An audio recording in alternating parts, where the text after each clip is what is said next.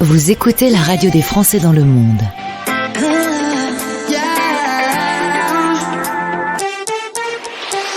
Le podcast. Eh ben, s'il y a bien une région du monde dont on a beaucoup entendu parler ces derniers jours, c'est l'Argentine. Naturellement, Français dans le monde va prendre la direction de l'Argentine. On va aller retrouver un correspondant qu'on a là-bas sur place. Jérôme Guillot est avec nous. Jérôme, bonjour et bienvenue.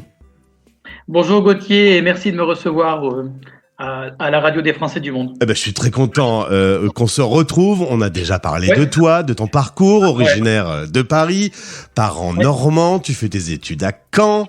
Et puis, tu es professeur. En 82, tu commences avec une première classe. Puis, il y a le service militaire et t'es volontaire, direction l'Amérique du Sud. Et depuis... c'est l'amour avec l'Amérique du Sud. Voilà, c'est ça, c'est le virus. Alors évidemment, un professeur passionné d'histoire, tu as écrit un livre, Resiliencia, qui est un recueil de témoignages. T'as vraiment les deux pieds dans l'histoire, tu aimes ça?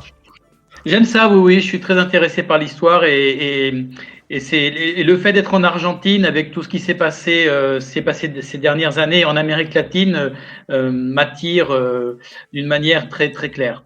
Alors, pour faire un petit cours théorique sur l'histoire politique et les coups de théâtre argentins, il y en a eu quelques-uns quand même, hein, si tu nous résumes un peu le XXe siècle.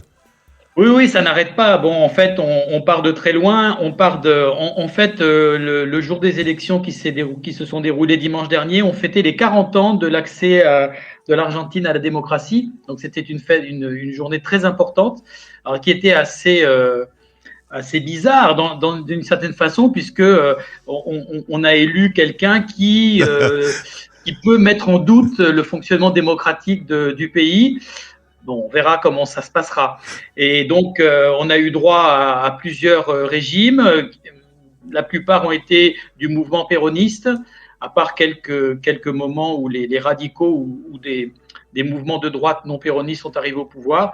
Et là, pour ce dimanche, les élections qui se sont déroulées, c'est la défaite du mouvement péroniste, une défaite très nette.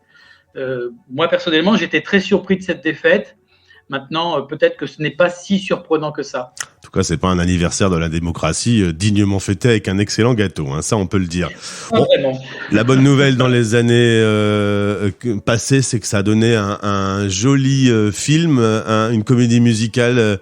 On connaît tous évidemment Don't Cry for Me Argentina que Madonna avait repris, et Evita.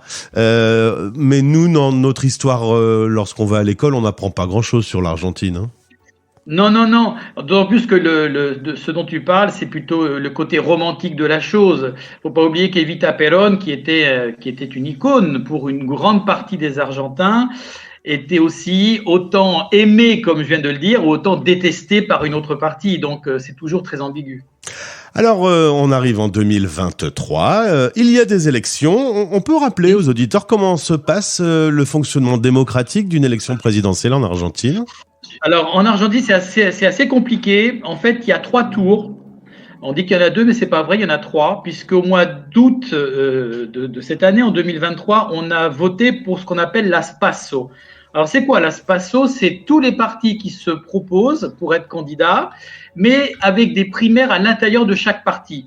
Mais au lieu de faire des élections internes, on fait une élection nationale, globale, qui permet d'avoir en même temps une élimination des candidats, et on garde donc ceux qui sont arrivés premiers dans chaque parti, et en même temps, ça permet d'avoir une photographie de la situation politique du pays et de permettre d'une certaine manière de recadrer les stratégies de chaque parti pour la suite. Alors après août, on a donc eu des élections au mois d'octobre. On a eu ce qu'on appelle le premier tour au mois d'octobre, où donc les premiers de chaque parti qui étaient arrivés au PASO ont pu se présenter. Il y avait 5 candidats, 5 avec leur vice-président potentiel. Et de ces 5 partis est sorti Sergio Massa, qui est l'actuel ministre de l'économie du mouvement péroniste, et Javier Milei du parti La Libertad Avanza, qui est en fait le trublion de la situation, le trublion de l'affaire, véritable trublion depuis environ 2 ans de la politique en Argentine. Alors, c'était pas le favori. Alors ça, c'est une question très très complexe. Pour moi, personnellement, je pensais qu'il allait perdre. D'ailleurs, je l'ai dit. Je suis avancé un peu trop vite. Et les derniers sondages des derniers jours donnaient plutôt un léger avantage à Milei.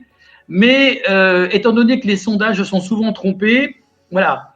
En fait, on savait pas trop. Alors maintenant, certains ont beau jeu de dire que c'était prévisible. Moi, j'en suis absolument pas convaincu. Mais ce qui est vrai, c'est que Javier Milei a gagné avec une grande différence puisqu'il a obtenu plus de 55% des voix.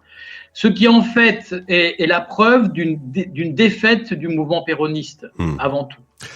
Javier Milei est donc aujourd'hui président élu. Il sera intronisé le 10 décembre prochain. Évidemment, oui. Je pense que Trump ou Bolsonaro ont vite eu l'occasion de le féliciter. Il y a un peu partout dans le monde une consolidation des droites radicales. L'Argentine y passe. Il y a quelques heures, il y a également aux Pays-Bas le parti d'extrême droite qui remporte les élections. C'est donc un mouvement plutôt général. C'est vécu comment déjà pour l'ensemble des Argentins et puis pour la communauté des Français sur place? Alors la communauté des Français sur place, en fait, il y avait, en fait, on disait ces élections, c'est passé entre Carril et Silla. C'est-à-dire, il y avait pas de choix pour quelque chose de positif. Hein. La politique de Massa était un échec total puisqu'on est actuellement officiellement à 140% d'inflation, faut pas l'oublier, et on annonce plutôt un 180%. Cette semaine, les prix ont explosé, d'accord ? Ah mais aussi radicalement que ça. En quelques jours, ça monte. Ouais. Ah bah oui. Le lundi, il y avait 35% d'augmentation dans plein de produits, bien sûr. Oui, non. Quand on parle en France, on dit qu'il y a de l'inflation. Ici, c'est la folie, hein. C'est la folie. Ça se passe au jour le jour. Ouais. Alors ça d'un côté. Donc maintenant, du côté argentin, bon, c'est vrai qu'on a tendance à voir le côté de la déception du côté péroniste, mais il ne faut pas oublier que 55% des Argentins étaient heureux du résultat de ces élections. Ça, c'est une réalité. Donc maintenant, il y a une expectative. Qu'est-ce qui va se passer ? Alors, depuis dimanche, les choses ont déjà un petit peu changé. On est dans l'expectative. Alors, on est tous les jours en train de changer de futur ministre de l'économie. Et il y en a un qui vient, il y en a un qui vient pas, il y en a un qui dit oui, il y en a un qui dit non. Et en fait, Milei, qui était si péremptoire, au moins jusqu'à dimanche soir, là plutôt, il se distingue par une certaine discrétion. Et donc, en fait, pour l'instant, on navigue à vue. On sait déjà que certaines dispositions qu'il avait décidées ne seront probablement pas mises en place lorsqu'il sera président. Parler par exemple d'une dollarisation. Et manifestement, il n'y en aura pas. Manifestement. Enfin, ce sont les derniers échos mais ça peut changer. En Argentine, tout change dans la journée. Oh, mais Jérôme, même en France, un candidat peut promettre des choses qu'il ne va pas tenir, hein. Ah oui, non, mais aujourd'hui à la radio, j'entendais un truc absolument incroyable, génial. C'était un commentateur qui disait que, de toute façon, Milei avait dit des choses avant les élections. Maintenant, il fait autre chose. Il est devenu pragmatique et c'est tout à fait normal. Donc, en gros, c'est normal de mentir. C'est vrai. Je t'ai posé la question, puisqu'on m'a dit que ce monsieur était un ancien polémiste sur les plateaux télé. Est-ce que c'est une espèce de Zemmour ? Tu me dis pas vraiment. Non, pas vraiment. D'abord, bon, il se dit économiste, il se dit venir d'une école économiste du ultra-libéral, un économiste des années 30, j'ai pas le nom là qui me vient comme ça maintenant, et il intervenait dans les émissions de radio. Maintenant, il n'était pas, je pense pas qu'il était animateur de radio. En fait, c'est vrai qu'il a été un peu monté par les médias, surtout par son extravagance et par son attitude un petit peu différente. En fait, il proposait une autre figure de la politique. Extrême, bien entendu, des insultes, des mots très, très durs, etc.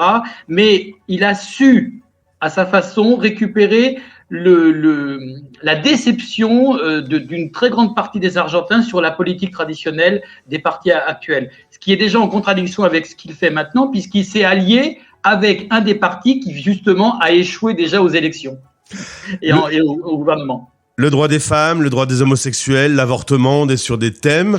Ça fait un peu froid dans le dos, pour résumer. Oui, mais on ne sait pas ce qui va se passer. Là, je peux rien te dire. On ne parle que d'économie actuellement. On ne parle que de ça. Bien, Jérôme. honnêtement, toi, tu as eu un coup de cœur, on l'a dit en intro, sur l'Amérique du Sud. Tu t'es intéressé à la vie politique, qui a été pleine de coups de théâtre. Encore il y a pas longtemps au Brésil, c'était un petit peu aussi qu'un cas. Comment tu vois les choses pour toi? Ah, c'est une bonne question, ça. Je vais vous le traduire parce que nous, on est en visio. Jérôme a levé la tête en se projetant dans la question. Il y a un dicton qu'on dit en Argentine, et je crois que ça. Si tu quittes l'Argentine pendant 15 jours, quand tu reviens, tout a changé. Si tu pars pendant 10 ans, tout est pareil. En tout cas, Don't Cry for Me Argentina, et il y a peut-être un petit billet d'avion à payer à Jean-Louis David pour la chevelure de votre nouveau président qui est un peu rock'n'roll. Oui. On va voir comment il va évoluer, parce qu'il y avait à l'époque, il y avait Carlos Menem qui avait succédé à Raúl Alfonsín. Il avait une chevelure absolument digne des gauchos de la Pampa, et petit à petit, il avait réduit un petit peu tout ça. On va voir comment Javier Milei va changer de look. À mon avis, il va mettre de l'eau dans son vin. Merci Jérôme. Et au passage, je salue Français du Monde ADFE qui nous avait mis à l'époque en relation. Tu as bien voulu accepter de répondre à ces questions. C'est ton point de vue, évidemment, quand on parle de ce sujet. Exactement, je peux me tromper. J'aime le rappeler. Je te remercie pour ton invitation. Merci beaucoup à toi.